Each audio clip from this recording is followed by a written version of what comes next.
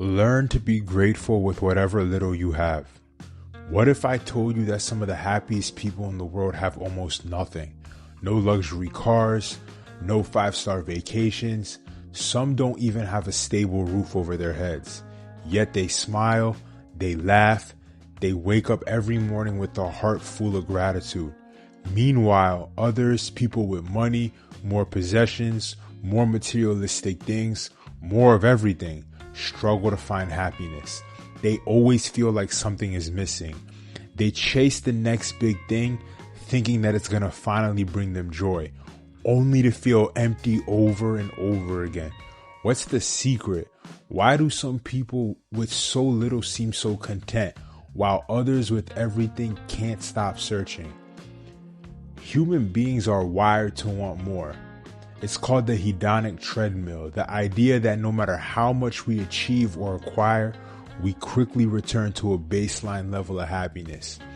Let's say you get a new phone. It's exciting for a week. You get a promotion at work.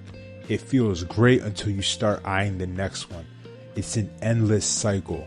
Society tells us that happiness comes from having more money, more success, more things. Especially social media these days. When you're scrolling, all you see these days is people flexing, showing how much they have. But here's the truth. Happiness isn't about what you have. It's about how you see what you have. It's a power of perspective. Imagine two people, all right? Person A has a high-paying job, a beautiful house, and every material thing they could want. But they're constantly stressed. They compare themselves to others. They're always feeling like they need more just to be enough. Meanwhile, person B lives in a small rundown apartment. They work a simple job, don't have much in their bank account, and they can't even afford fancy vacations. However, they laugh often. They enjoy the little moments. They watch the sunset. They share a meal with their family. They listen to their favorite songs on repeat. In this scenario, who's richer? If happiness was just about things, person A should be winning. But clearly that's not the case, because happiness isn't found in objects. It's found in appreciation. This is why a lot of people in Hollywood are miserable. You don't even have to take my word for it. You see a lot of chaos, misery, depression all over Hollywood, all over society and areas of people who have wealth. And the problem is with comparison. Like I said, social media has made it easier than ever to compare ourselves to others. We see highlight reels of people's best moments, their vacations, their new cars, their expensive clothes, and then suddenly our own life starts to feel inadequate. But here's the thing. No one posts their struggles. No one uploads pictures of their stress, their sleepless nights, or their moments of self-doubt.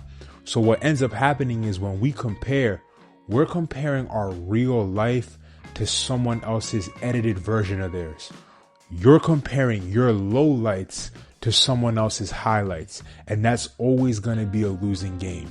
Instead of asking, why don't I have that? Try asking, what do I already have that I can appreciate? Gratitude is the ultimate cheat code for happiness. I don't know if you ever noticed, but children always seem to find joy in the simplest things. A cardboard box becomes a spaceship. A rainy day becomes an adventure.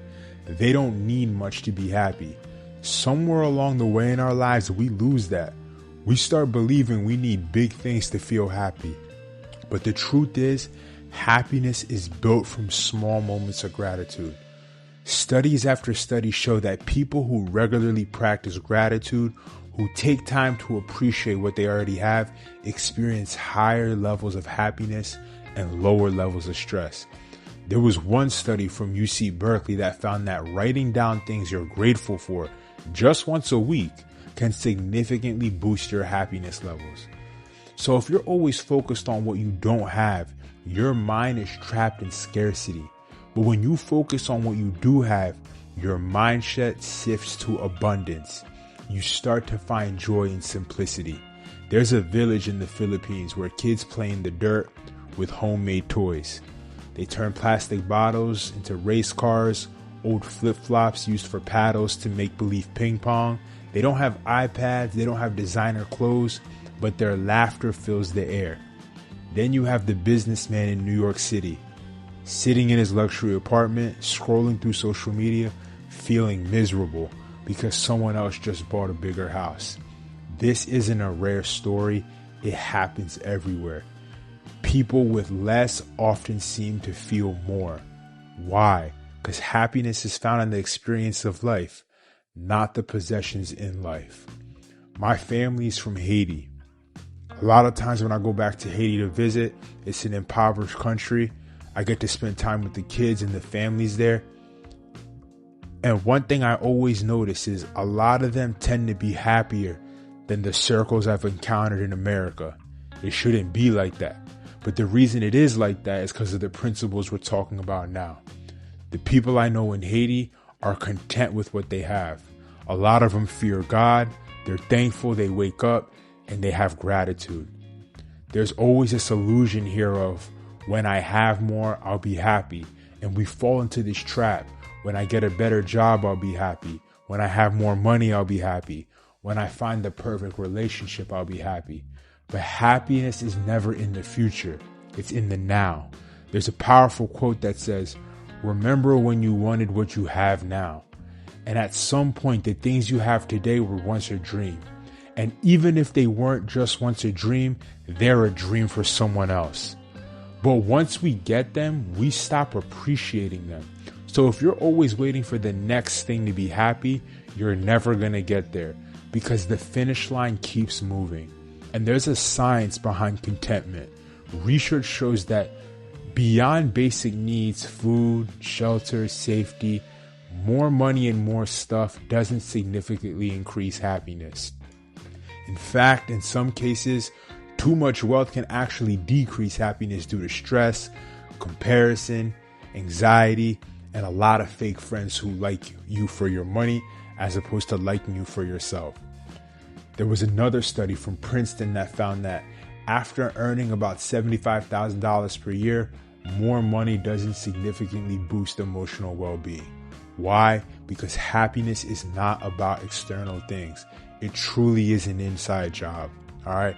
So how can you be happy with what you have? Here are a couple simple ways to start. Practice gratitude daily, every morning, every night. List 3 things you're grateful for. And even if you're not the kind of person to journal or list, say it out loud. Or if you're someone who prays, pray and say what you're thankful for out loud. Dear God, I thank you for this. Dear Lord, thank you for making this happen. Be thankful for your health. Be thankful you have food on the table. Be thankful that you have a roof over your head. When you start to list these blessings, you start to realize how truly blessed you are. Number 2, stop comparing yourself to others. Focus on your journey, not someone else's highlight reel. Because what happens is you're comparing your life to a false reality in someone else's life.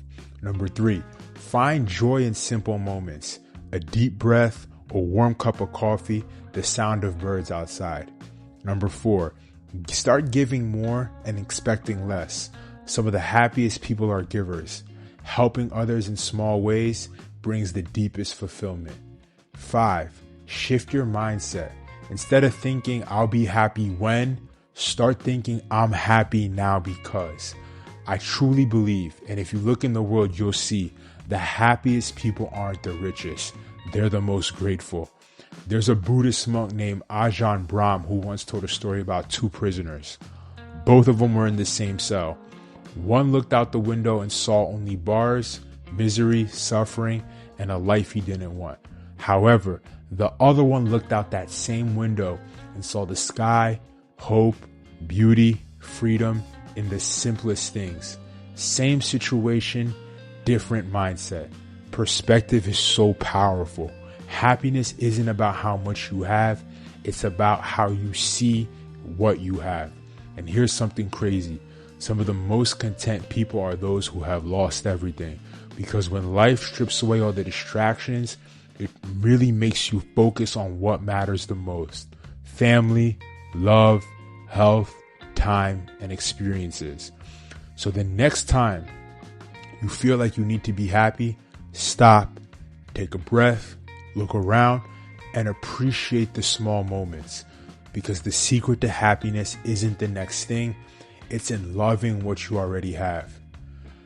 But before I close this up, let me leave you with this. Being content does not mean not to strive for more. It doesn't mean not to pursue dreams. Be content with what you have while humbly and healthily and in a healthy way, striving to achieve bigger things, become a better version of yourself, and in that process, you might accumulate material wealth. But you shouldn't let material wealth or your lack of it stop you from being happy.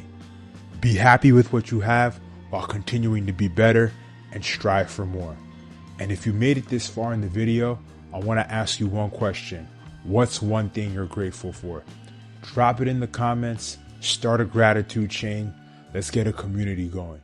But like I said, even if you don't drop that comment, start taking a mental note of how you're blessed, whether it's your health, whether you have access to food, whether your family's still around, and so on and so forth. If this message resonated with you, don't forget to like, subscribe, and check out my channel for more videos like this. Because sometimes all we need is a little reminder that happiness isn't found in things, it's found in us. I look forward to seeing you in the next video. Keep growing, stay humble, and stay happy.